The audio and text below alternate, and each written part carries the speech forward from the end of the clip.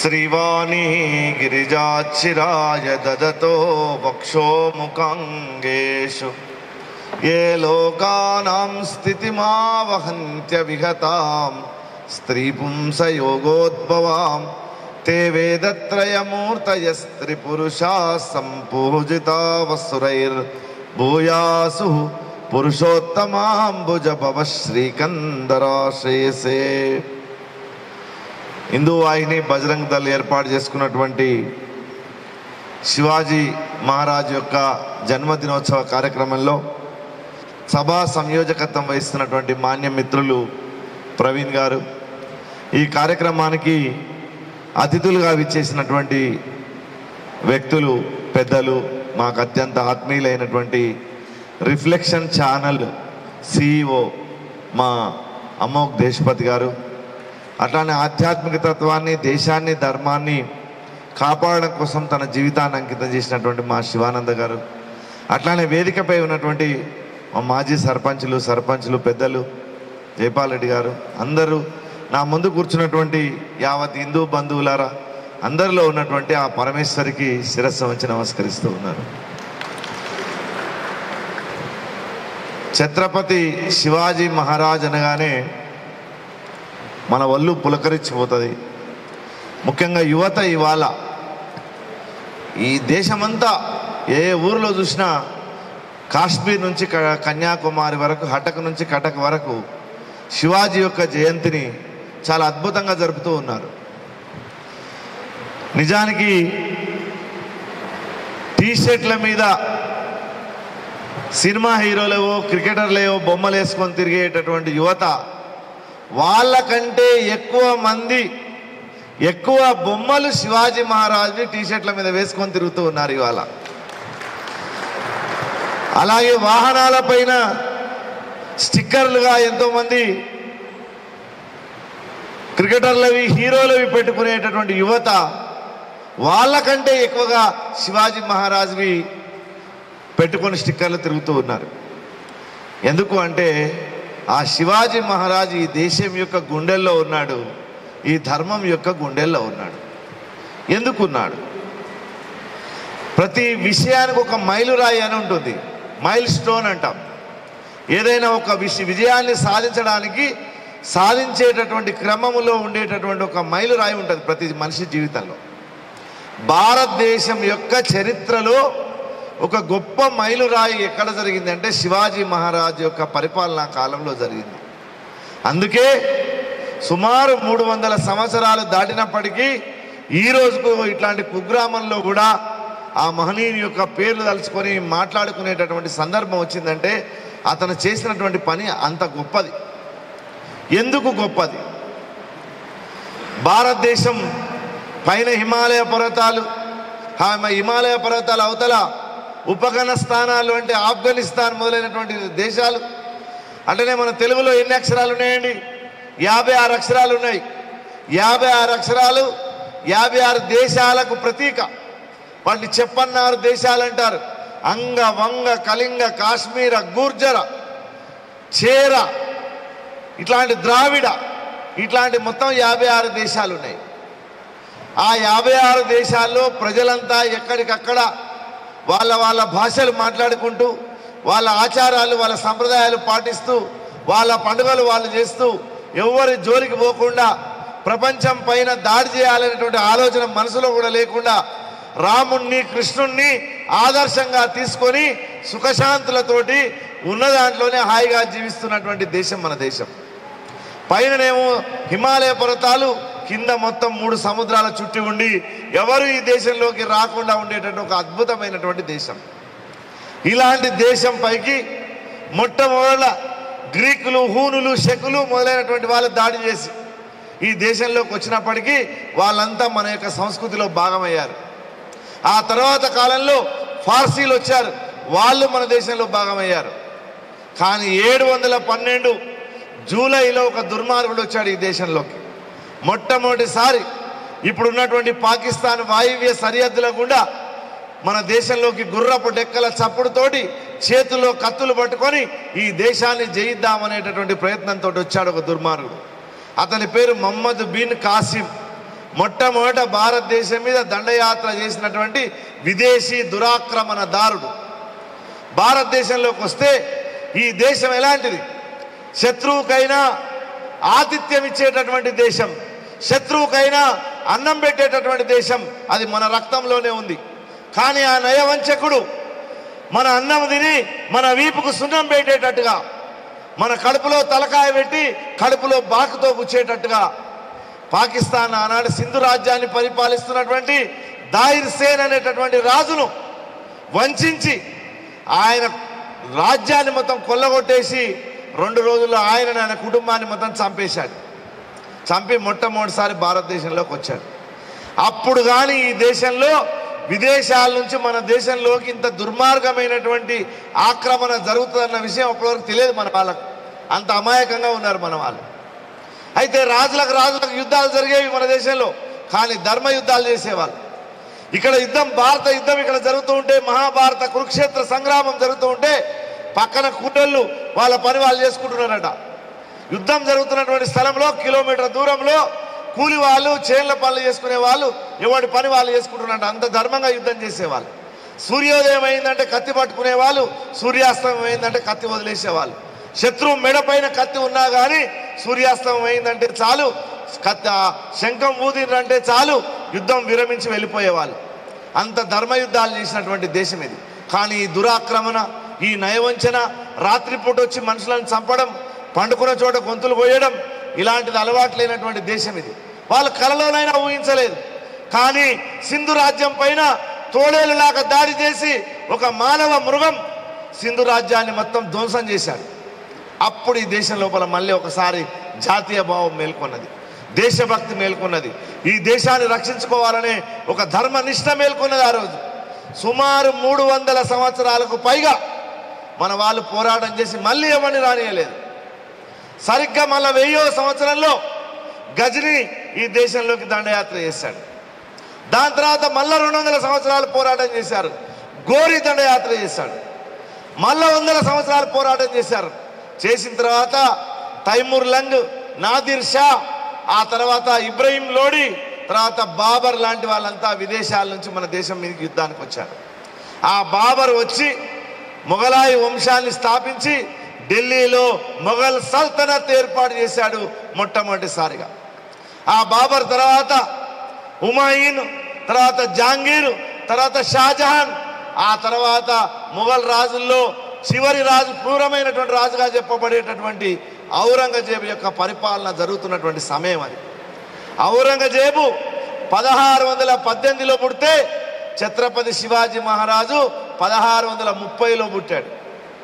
అప్పటికే అక్కడ షాజహాన్ యొక్క అనుచరులైనటువంటి ఆదిల్ షాలు, బీజాపూర్ సుల్తాన్లు, ఈ అన్ని రకాలైనటువంటి ముస్లిం రాజ్యాలను పరిపాలించే రాజులంతా కలిసి శివాజీ యొక్క తండ్రిని ఇక్కడి నుంచి వెళ్ళగొట్టారు.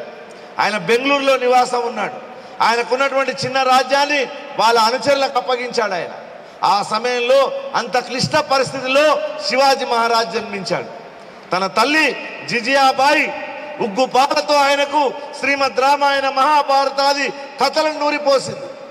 అనేక మంది వీరుల యొక్క చరిత్రలను చెప్పింది, ఋషుల యొక్క చరిత్రలను బోధించింది.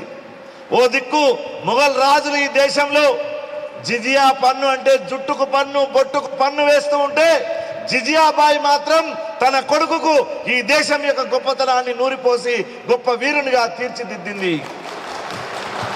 అలా తల్లి ఒడిలో పెరిగి పెద్దవాడైనటువంటి శివాజీ భారతదేశం యొక్క మొత్తం చరిత్రను అధ్యయనం చేసి జరుగుతున్నటువంటి పరిస్థితులన్నింటినీ అంచనా వేసుకొని కొద్ది రోజులు మౌనంగా ఉన్నాడు. సరిగ్గా 19 సంవత్సరాల వయసు వచ్చేసరికి సుమారు 14కు పైగా దుర్గాలను జయించాడు. మెల్లమెల్లగా మొఘల్ రాజ్యానికి పొగబెట్టడం మొదలుపెట్టాడు. ఔరంగజేబుకి వార్త చేరింది. ఎవరి శివాజీ ఎందుకు ఈ విధమైనటువంటి దాడులు చేస్తున్నాడు, ఇతని యొక్క లక్ష్యం ఏమిటి అని ఔరంగజేబు అనేక మంది వేగులను పెట్టాడు. కానీ శివాజీ ఎక్కడ లొంగలేదు. తన యొక్క దీక్ష హిందూ ధర్మ రక్ష, హిందూ ధర్మ రక్షణ కోసం తన జీవితాన్ని అంకితం చేయాలన్నాడు. అనుకొని హిందూ రాజులను మొత్తం కూడగట్టాడు. భారతదేశం యొక్క చరిత్రను మొత్తం వాళ్ళకు ప్రబోధించాడు. ఈ దేశంలో ఉన్నటువంటి పరిస్థితులన్నీ వాళ్ళకు అవగాహన చేయించాడు. ఈ దేశము పరాయి దేశస్తుల యొక్క దాడిని ఎదుర్కోవాలంటే అందరిలో ధర్మనిష్ట ఉండాలని శ్రీకృష్ణుడు బోధించినటువంటి శ్రీమద్ భగవద్గీతలోని సారాంశాన్ని హిందూ రాజులకు అందరికీ అర్థం చేయించాడు. అర్థం చేయించి ఈ దేశంలో హిందూ స్వాభిమానాన్ని, మరాఠా స్వాభిమానాన్ని రగిలించాడు. రగిలించి కొద్ది మంది అనుచరులతోటి ఔరంగజేబు కంట్లో నలుసుగా మారిపోయాడు. దొరకడం లేదు. పాత కాలంలో రాజుల్లాగా ధర్మానికి కట్టుబడి ఉండాలని కూడా అనుకోలేదు. ధర్మానికి నిష్ఠతో ఉన్నప్పటికీ అవసరమైనప్పుడు యుద్ధ వ్యూహాలలో శత్రువును జయించేందుకు ఎలాంటి వ్యూహమైన అవలంబించి శత్రువును దెబ్బతీయడం శివాజీ తన యొక్క లక్ష్యంగా పెట్టుకున్నాడు. అప్పుడే మొదటిసారి గెరిల్లా యుద్ధం అనేటటువంటి యుద్ధాన్ని శివాజీ మహారాజు మొట్టమొదటిసారి భారతదేశంలో హిందువుల యొక్క మెదళ్లలో నాటాడు. గెరిల్లా యుద్ధం, మెరుపు దాడులు చేయడం, కొండలపైకి చీకట్లో పాకడం, అర్ధరాత్రి కూడా వాళ్ళ కోటల మీద దాడి చేయడం, వాళ్ళకు భయపడకుండా వాళ్ళ యొక్క స్వాభిమానాన్ని తిరిగి నిలబెట్టడం, అవసరం వచ్చినప్పుడు తల వంచి తప్పించుకొని మళ్ళీ వాడిపైన దాడి చేయడం. ఈ వ్యూహాలన్నీ పాతకాలపు భారతీయ యుద్ధ వ్యూహాలను చెరిపివేసి హిందూ సామ్రాజ్య అభిమానాన్ని రగిలించాడు. కాబట్టే శివాజీ ఈ రోజు కూడా ఈ దేశంలో పూజనీయుడయ్యాడు.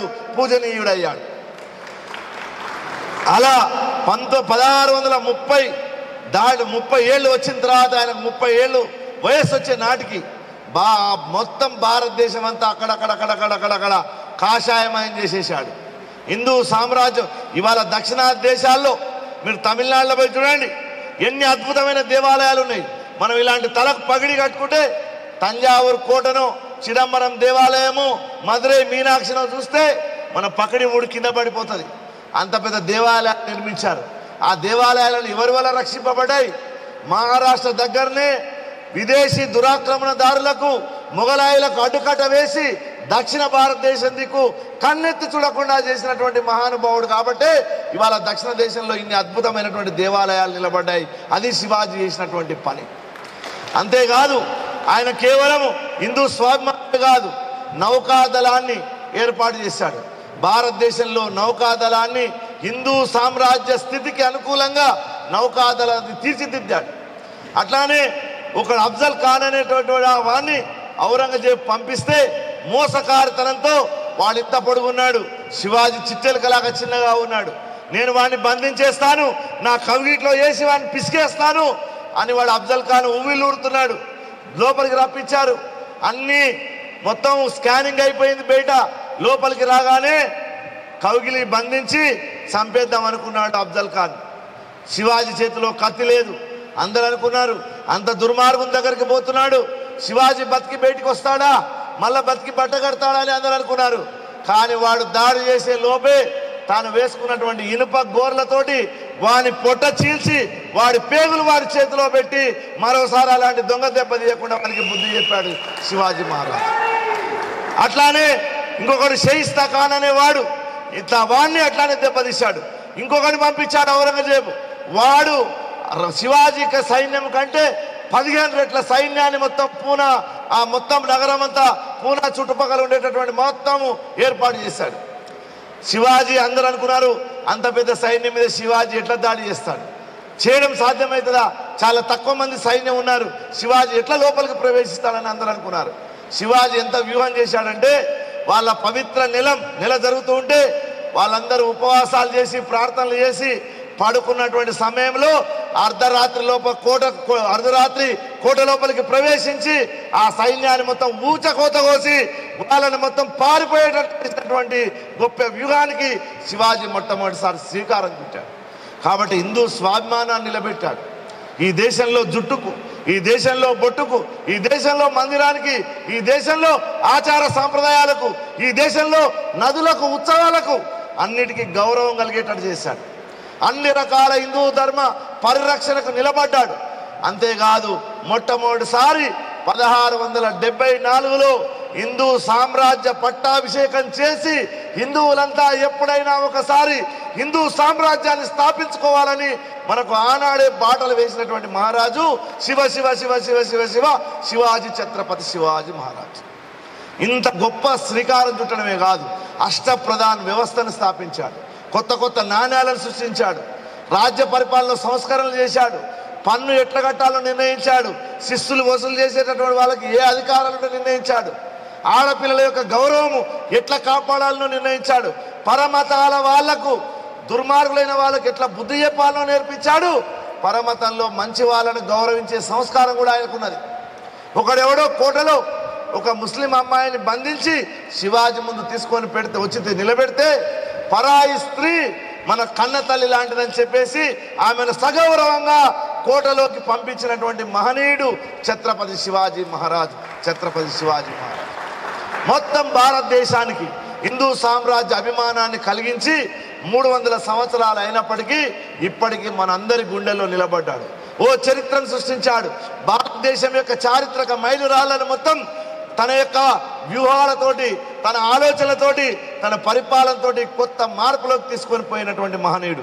కాబట్టి ఇప్పటికీ ఈ దేశంలో శివాజీ ఇచ్చినటువంటి భావననే ఈ దేశంలో ఇప్పటికీ నడుస్తుంది. స్వాతంత్రం వచ్చిన తర్వాత శివాజీని అనుసరించినటువంటి వాళ్ళు ఇద్దరు. ఒక ఆయన బాలాసాహెబ్ ఠాకరే, రెండో ఆయన అంతకుముందు వీర సావర్కర్. ఈ ఇద్దరు మాత్రమే శివాజీని పూర్తిగా అనుసరించారు. కాబట్టి ఈ రోజుకు అన్ని రాష్ట్రాలలో కన్నా మహారాష్ట్రలో హిందూ సామ్రాజ్య భావన యొక్క పునాదులు చాలా బలంగా ఉండడానికి కారణము అక్కడ పుట్టినటువంటి ఛత్రపతి శివాజీ మహారాజు. ఆయన స్ఫూర్తి మొత్తం ఇవాళ దేశమంతా రగులుతోంది. మిత్రులారా, ఎవరు ఏ పార్టీలోనైనా ఉండండి, ఎవరు ఏ రాజకీయమైనా చేయండి, ఏ వ్యాపారాలను చేయండి, హిందూ ధర్మం విషయానికి వచ్చేసరికి మాత్రం మీరందరూ ఒక్కటిగా ఉండాలని మాత్రం ఈ వేదిక నుంచి మిమ్మల్ని అందరినీ కోరుతూ ఉన్నా. ఎందుకంటున్నా అంటే పరిస్థితులు అంత బాగా లేవు, మనం అనుకున్నంత గొప్పగా లేవు. మన వ్యాపారాలు, మన రాజకీయాలు ఏవి నిలబడవు. మీరు మొన్ననే బంగ్లాదేశ్ని చూశారు. బంగ్లాదేశ్లో ఆ బంగ్లాదేశ్ను పరిపాలించేటటువంటి ప్రధానమంత్రి షేక్ హసీనాను మెడలు పట్టి మన దేశంలోకి దొబ్బే వరకు వాళ్ళు ఆగలేదు. ఆ దేశంలో హైకోర్టు, సుప్రీంకోర్టు జడ్జిలను మెడలు పట్టి బయటికి గెంటేశారు.